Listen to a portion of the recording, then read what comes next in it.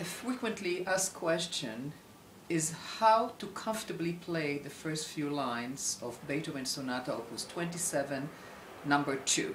Most people find that they get so tired there that it's difficult to continue playing the rest of the movement. So let's see what are some of the elements involved. First of all, it starts very low in the bass area, so the body needs to move over. Now often it moves over and begins to feel like it's falling off.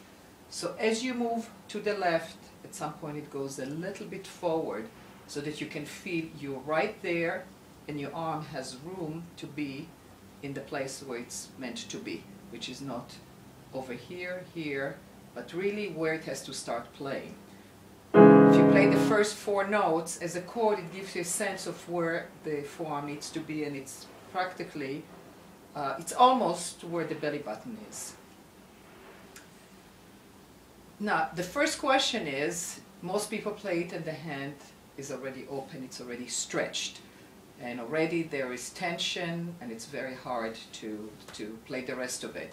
So we have 2 possibilities. Either we stretch with our fingers, as often we do, or we realize that the arm has a roll in it to help bring the fingers across so that they don't have to stretch and they don't have to pull. And again, it always goes back to the issue, which arm, how do we move? The upper arm we have to take out of it, because if we really initiate and move from the upper arm, it tires very quickly, and that of course affects the playing. If the forearm just moves, often it feels like too much movement. So it's a combination of the rotation which brings the forearm, walks it over in minimal amounts from finger to finger, like this.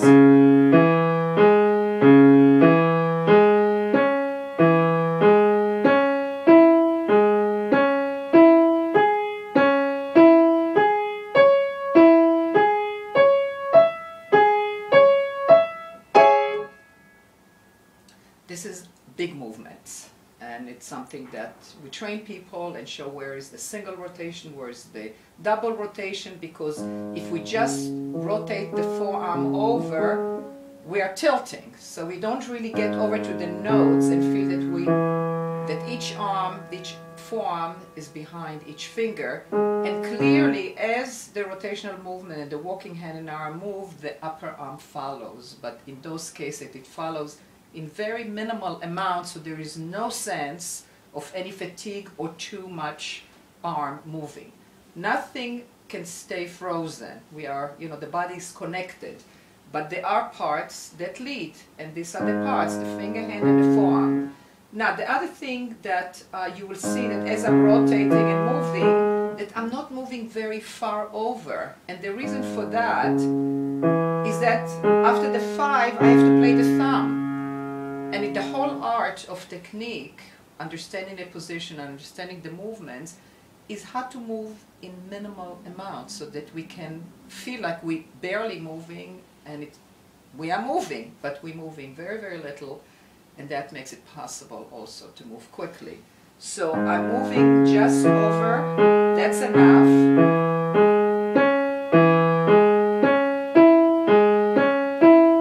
I'm making this point because there's also a shaping, getting a little bit higher and getting a little lower, those curved lines. They also have to be done from the forearm, not from the wrist or the upper arm. But most people, when they go up, do this. Now notice that if I do the undershape, which often is the case, they're very often undershapes and overshapes, but in this case, if I move over this way, I get too far, and then I have a big movement back to the thumb. So instead of going what we call under and over shape, it's actually one over shape that turns back like this. See, I'm getting a little bit higher to the 2 to the 3, and a little bit lower to the 5 and to the 1. So I'm moving, I have the rotation, I have small walking hand and arm, and the shaping completes it and brings me right back to where I need to be. Very small. I'm not doing it bigger because bigger already feels wrong. It feels like you're hovering, you're off the keys. So everything has to be in the amount that is not too low, not too high, so you always feel that you connect it and you're right, the forearm is right over the finger. Another thing that is of the utmost importance is that in places like this, especially when we get to the white key, people play like that, people play it out.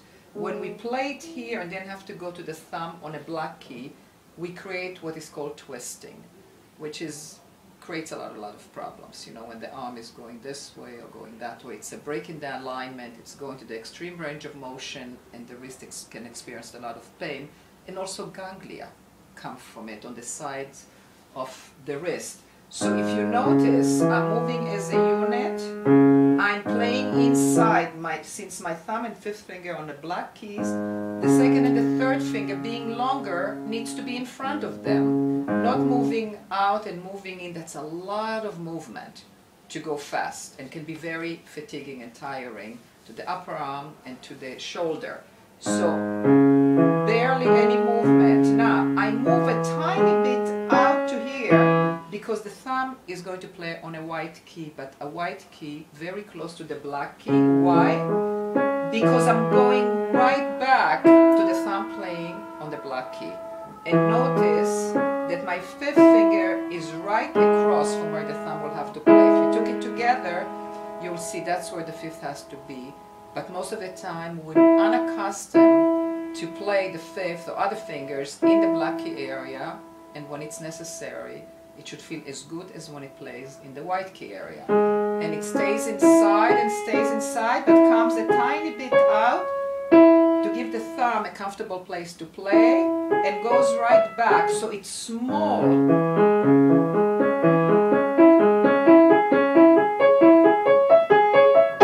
Now if I didn't tell you about it, you wouldn't even know that I'm moving a little bit in and out. That's the art of this movement. You know, where do we move? How much do we move?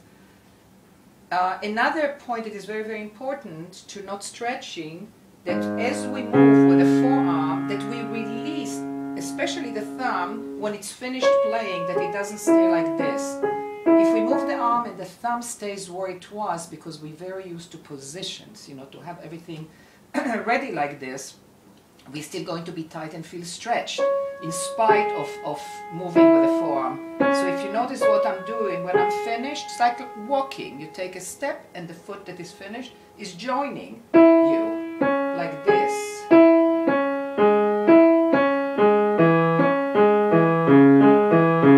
So that's the other thing that is happening here, and very, very important to keep in mind. Some other points of interest here is that when we get to the top, we have a chord, and then we have a chord that has to get us down to here. So notice first of all that as I move, I start over here. As I move up, my torso just follows in small amounts so that we are always connected. And then when I get to the chord, it sends the playing apparatus plus the upper arm and the torso. And with the rotational movements, it's very, very quick. If you jump, if you leap without it, you'll still get there, but it's much bigger movement and more fatiguing and slower. This movement is not as fast as this movement, and this rotational movement brings the forearm over, but quickly and with, you know, in smaller amount.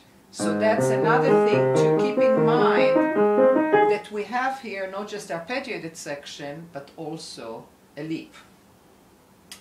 Another thing that is of great help is what we call grouping.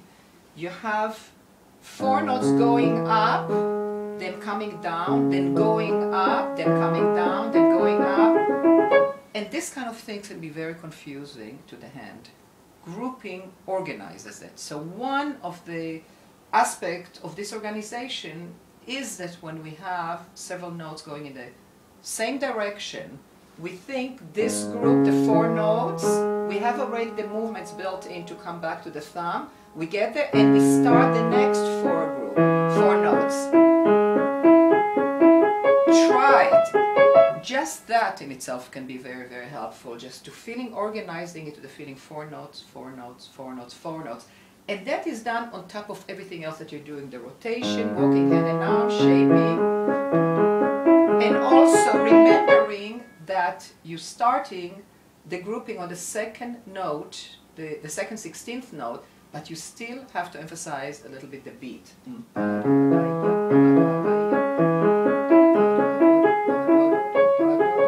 So the beat is always, the rhythmic structure is crucial, but the grouping often doesn't go according to the rhythmic structure. So that's another thing to keep in mind.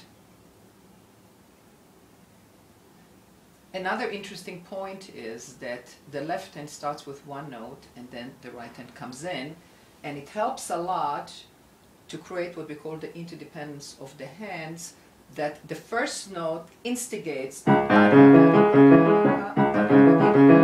Very often people do the first note and the second note, and it's not very even. The piece musically, it doesn't sound the agitato and the presto and the excitement of this line. That every time when it starts, it should do this one brings that one.